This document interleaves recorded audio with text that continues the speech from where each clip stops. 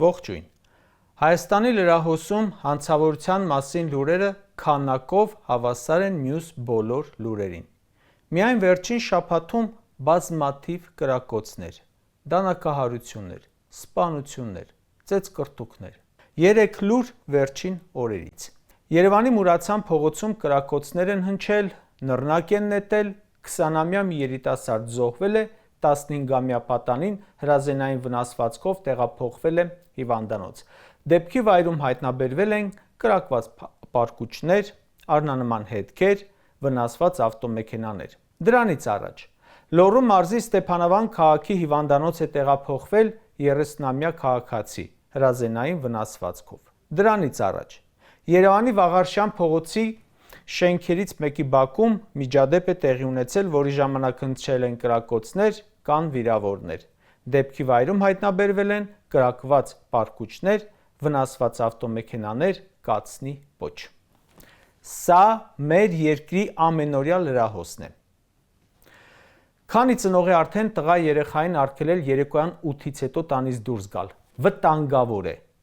Այս կրակոցների պատճառը հաստատ Սևլիճը ազատագրելու բանավեճը չէ, ոչ էլ Արցախը հետ բերելը։ Կարդում ես ինչի համար են կոտորում, հիվանդանոց ու գերեզման հասցնում, զարմանում ես։ Օրինակ շան հաչալու պատճառով, ծորակը բացելու պատճառով, վարդավառին ջրելու պատճառով։ Կարող ենք իհարկե հանրությանը կոչ անել իրավագիտակցության, բայց ախր խնդիրը հանրությունը չէ, խնդիրը պատասխանատու պաշտոնյաներն են, կարգ ու կանոնի բացակայությունը նրանց կողմից։ Այն օրն է ասում, որ երբ մեր երկրի իշխանությունը կանոններից դուրս է, անում է ինչ ուզում է, խախտվում են այդ կանոնները բոլորի համար։ Մեր երկրում իշխանության է մարդ, որն ատելության մեծագույն քարոզիչն է։ Նրա բառապաշարը, հիստերիկ ելույթները ատելություն են սփռում ամենուր։ Դա ապականում է անգամ ամենախաղաղ միջավայրը։ Հասարակության ամենակարևոր պահանջմունքներից մեկը ֆիզիկական անվտանգությունը լրջագույն սպառնալիքի տակ է։ Մարդասպանությունը, ծեծկռտուքները հանրային բանուկ հատվածներում են, բազմահարկ շենքերի բակում են, անգամ դպրոց մանկապարտեզների մոտ են։ Նիկոլն ասում էր, պետությունը միակն է, որն ունի ֆիզիկական ուժ կիրառելու օրինական իրավունք։ Հիմա պետությունը կորցրել է այդ մենաշնորհը։ Հանցավոր տարրերը այլևս չեն վախենում իրավապահ համակարգից։ Եվ հանրության մոտ հարց է առաջանում. դուք վերահսկում եք իրավիճակը, թե վերահսկում եք, որ հանկարծ այս ամենը չհանդարտվի։ Հարևաններից մեկն ասում է, թող իրար ուտեն մինչև մաքրվի։ Չի մաքրվի, ասում եմ։ Սա հանցավորություն ստեղծող, կրիմինալ դարձնող կառավարություն է։ Առաջ ասում են, այսինչ տեղը, այսինչ դեպքն է եղել։ Հիմա ամեն մեկը իր բակում ունի նման օրինակ։ Մեր երկրում ատելության անսահման դոզա կա։ Երբ երկրի ոչ բարով ղեկավարն է սպառնում սպանել, նրանից ուղղակի թույն ու մաղձ է հոսում, այդ ատելությունը մտնում է եթերներ, սոցցանցեր, լրահոս, ուրեմն չի կարող չներգրավել հանրությանը։ Երբ երկրի ղեկավարը ամբիոնից բռնություն է քարոզում, հայհոյում, սպառնում, դա ազդանշան է դառնում փողոցի համար։ Եթե իրեն կարելի է, ինձ էլ է կարելի։ Երևանում ռազմորկաների ժամանակ նռնակ են նետում։ Հասկանում եք, պատկերացնում ենք, թե ինչ է դարձել մեր երկիրը։ Ու այդ իրավիճակի ողբերգականությունը ընդգծում է երկրի ղեկավարության պահվածքը։ Փառատոններ, քեֆ-ուրախություն, երկիրը սարքել են հանցավորությունից գլուխ չբացող Սիցիլիա ու ինքնամոռաց քեֆ-ուրախություն են անում։ Ցուցադրում են իրենց հանգիստ կյանքը։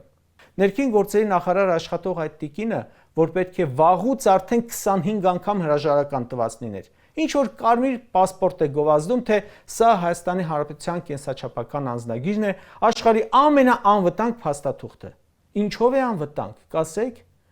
որ դա մոտդ է լինում, չեն կրակում։ Այս ընթացքում քանի հոգի փողոցներում զոհվեց, որ պետք է այդ անձնագրից ստանար։ Այն մարդուն, որ վաղը պետք է այդ աշխարհի ամենաանվտանգ կենսաչափական անձնագիրից տայիք, 3 գյուլել են։ Այս ամենը կհասկանայի, եթե չունենայինք ներքին գործերի նախարար, գլխավոր դատախազ, վարչապետ, բայց ունենք, ու ամեն մեկը ամսական ստանում է միլիոնների աշխատավարձ, հավելավճար, պարգևավճար, մենակ մեկ ամսում մինչև 9 միլիոն պարգևավճար են ստացել։ Սրա համար, նրա համար, որ ոչինչ չկանխեն։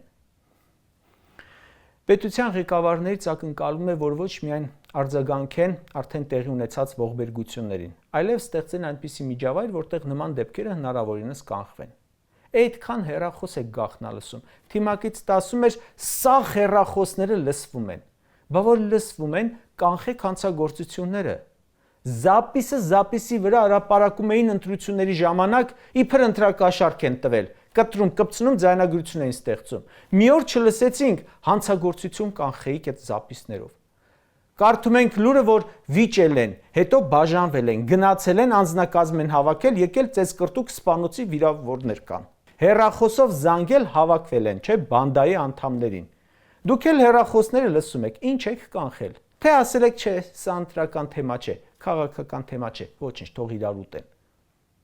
Տեսել եք կադրերը, երբ մարդամեկը այս ամենի հեղինակը որևէ մարզ է գնում։ Ամբողջ ոստիկանությունը զբաղված է տարածքը ազատելով ու դրան սպասարկելով։ Երբ ոչ միտեղ չի գնում, մեկ է ամբողջ ոստիկանությունը զբաղված է միայն դրան դայակություն անելով։